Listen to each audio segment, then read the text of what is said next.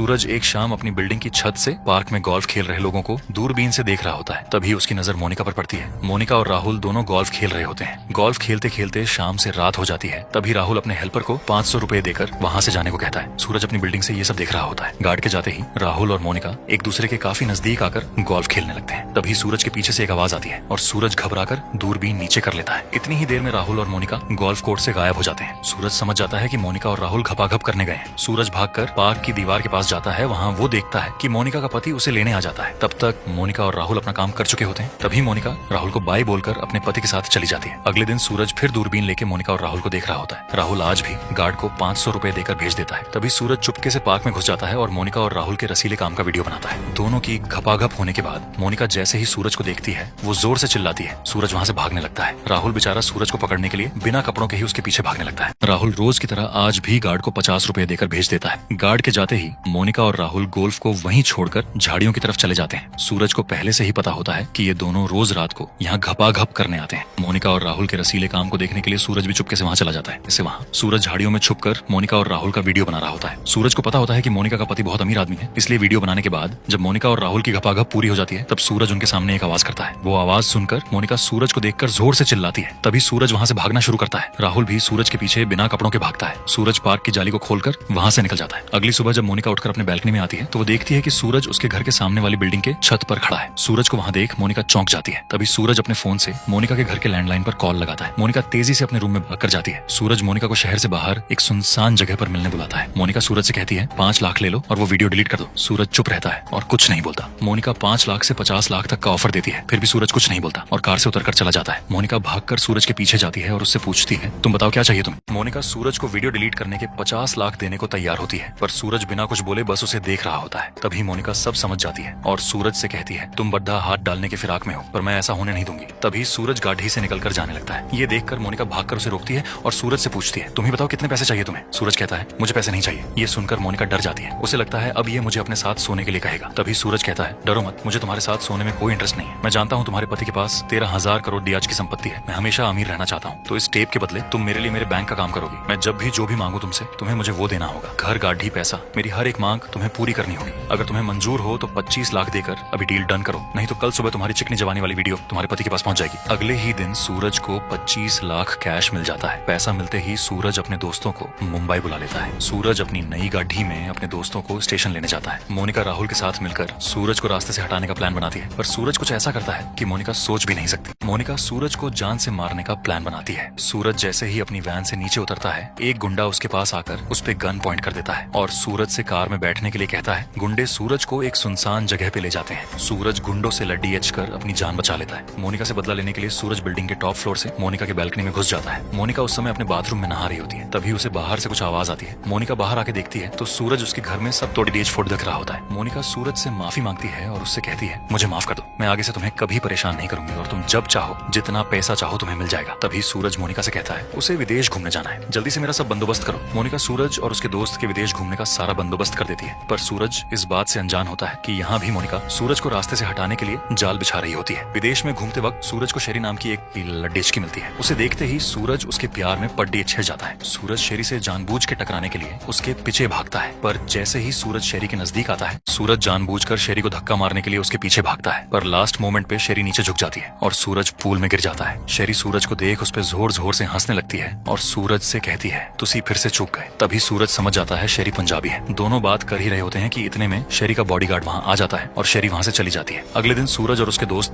जंगल safari के लिए जाते हैं। उनके साथ शेरी भी वहाँ आई होती है। वो लोग एक शेर को हिरण पर हमला करते हुए देख रहे होते हैं और तस्वीरें ले रहे होते हैं। ये देखकर शेरी दुखी होकर जीप में बैठ जाती है। तभी सूरज शेरी से पूछता है क्या हुआ तुम्हें, नहीं देखना। तो शेरी कहती है मैं किसी को मरते हुए नहीं देख सकती, मुझे खून खराबा पसंद नहीं है। शेरी सूरज से कहती है काश मैं इस बॉडीगार्ड से छुटकारा पा सकती। इतनी ही देर में बॉडीगार्ड सूरज और शेरी के बीच में आकर बैठ जाता है। अगले दिन सूरज अपने दोस्त को साथ मिलकर बॉडीगार्ड को फंसाने के लिए एक फटाका माल उसके पास भेजता है। बॉडीगार्ड लड़की को देखकर पिघल जाता है और उसकी लेने के लिए उसके साथ कमरे में चला जाता है। लड़की बॉडीगार्ड को बेड से बांध देती है और वहाँ से चली जाती है। सूरज जब शेरी से कहता है कि अब तुम्हें बॉडीगार्ड तंग नहीं करेगा, वो खुश होकर सूरज को गले लगा देती है। सूरज और शेरी दोनों साथ में समय बिताते हैं और दोनों को एक दूसरे से प्यार हो जाता है।